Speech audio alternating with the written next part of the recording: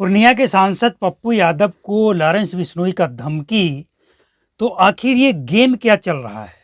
Pappu Yadav SP को कहते हैं कि आप अगर वर्दी में ना हो तो आपकी हिम्मत है हमसे बात करने की, और किसके इशारे पे आप ये बात कह रहे हैं? उनको उसको सामने लाइए, हम इस्तीफा दे देंगे। यानी एसपी और पप्पू यादव में एक जबरदस्त चैलेंज है। लेकिन राम बाबू यादव का जो बयान है ये क्या है? असल में एक कहावत याद आता है कि गांव में एक व्यक्ति हर दिन ये कहकर लोगों को इकट्ठा कर लेता था कि बाघ आया बाघ आया। जब लोग इकट्ठा होते थे, देखते तो कोई बाघ नहीं है। फिर एक दिन ऐसा हुआ कि वो चिल्लाता रहा बाघ आया, और वहां कोई नहीं पहुंचा। और जब कोई नहीं पहुंचा तो बाघ आया और उसका काम तमाम कर दिया। पप्पू यादव इस कहानी को, इस कहावत को क्या सच करने में लगे हैं? सच्चाई क्या है? राम बाबू यादव, जो कि पप्पू यादव के पार्टी का, यानी उनका जो पहले पार्टी था जाप, उसका कार्यकर्ता निकला। 2 लाख रुपए का उसे लालच दिया गया था और मात्र 2,000 रुपया उसे एडवांस दिया गया था, और इसीलिए उसने वीडियो बनाया, फोन किया और ये सारा ड्रामा खेला गया। ये कहना है पूर्णिया के एसपी का। लेकिन पप्पू यादव का कहना है कि एसपी साहब ये सब किसी के इशारे पे कह रहे हैं। अगर कोई सबूत है, कोई ऐसा है, मेरा करीबी कौन है जिसने ये सारा खेल रचा है, तो उसको सामने लाइए, हम इस्तीफा दे देंगे। अब एसपी साहब के पास अगर सबूत है तो वो सबूत तो दिखाएंगे, लेकिन क्या पप्पू यादव इस्तीफा देंगे? क्या पप्पू यादव के करीबियों का ये काम नहीं है? सबसे बड़ी बात, सोचने वाली बात यह है कि अगर लॉरेंस बिश्नोई का कोई भी व्यक्ति फोन किया है और धमकी दिया है, तो पप्पू यादव चाहे जहां भी रहें, उनकी जान को खतरा है। और चाहे जितना भी सिक्योरिटी लगा लें, मुश्किल है बचना। लॉरेंस बिश्नोई जेल में है, लेकिन अभी भी उसकी तूती बोलती है, उसको हल्के में नहीं लिया जा सकता है।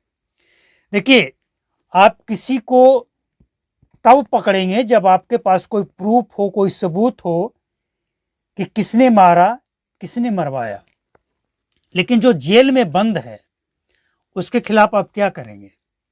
वो तो कहेगा हम खुद जेल में हैं, हम क्या कर सकते हैं? अगर किसी ने किया है मेरे नाम पे तो उसको पकड़िए।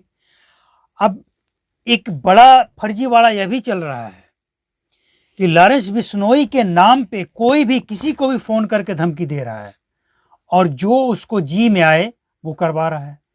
तो क्या पप्पू यादव के साथ ये जो घटना घटी सच है या फर्जी है? देखिए, जो व्यक्ति पकड़ा गया है और जो पूछताछ में सामने आई यही बातें, उसमें तो ऐसा लगता है कि ये सारा फर्जी है। लेकिन पप्पू यादव जो कह रहे हैं उसमें ऐसा लगता है कि बातें सारा सच है। पप्पू यादव के जो कार्यकर्ता हैं, उनके जो करीबी हैं, वो ऐसा क्यों कर रहे थे, ये भी तो एक सवाल उठता है। तो इसके पीछे का कारण ये आया कि Z+ सुरक्षा मिले, इसके लिए ये सारा खेल रचा जा रहा था। लेकिन Z+ सुरक्षा के लिए ये खेल रचने की क्या जरूरत है? पप्पू यादव वैसे ही दबंग नेता हैं और हमेशा गरीबों के साथ खड़े नजर आते हैं, चाहे कोरोना काल हो या फिर बाढ़ पीड़ित के साथ। आपने देखा होगा तस्वीरों में, कोई नेता हो या ना हो, नेता प्रतिपक्ष तेजस्वी यादव हो या ना हो, पप्पू यादव जरूर दिख ही जाते हैं। और पप्पू यादव एक ऐसे नेता हैं जो भले ही किसी के खिलाफ कोई भी बयान दे दें, लेकिन इंसान अच्छे हैं वो, और गरीबों के साथ वो खड़े रहते हैं, गरीबों को मदद करते हैं। अगर कोई गरीब चाहे कहीं का भी हो, उनको याद करे और सचमुच उसे पप्पू यादव कुछ कर सकते हैं, तो उसके लिए वो जरूर करते हैं। ये बात आपको मानना पड़ेगा, हमने खुद इस चीज को देखा है। लेकिन पप्पू यादव के कोई कार्यकर्ता अगर इतनी ओछी हरकत करे, पप्पू यादव का जो एक अपना विश्वास है जनता के प्रति, उसको बिगाड़ने का कोशिश करे इस तरह की हरकत करके, तो चिंता का विषय है। पप्पू यादव को ये बात समझना होगा कि आखिर एसपी साहब अगर कह रहे हैं और नाम बता रहे हैं तो आप इसको भी देखिए और समझिए, क्योंकि आज के डेट में भरोसा उतना ही कीजिए जितना किया जा सकता है।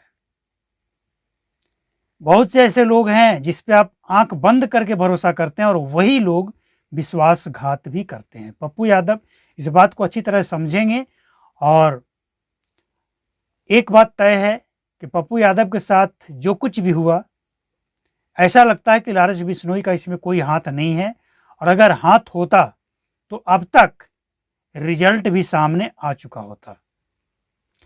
लेकिन ये सारा खेल इसलिए कि पप्पू यादव को Z+ सुरक्षा मिले, तो ये चिंता का विषय है। पप्पू यादव को इसके लिए सोचना चाहिए, कार्यकर्ताओं से बात करना चाहिए कि इस तरह की हरकत ना करें। पप्पू यादव कोई सड़क छाप नेता नहीं है, वो गरीबों के साथ खड़े होते हैं, और किसी की सरकार हो, कोई भी नेता हो, सबके साथ उनका व्यवहार अच्छा ही होता है।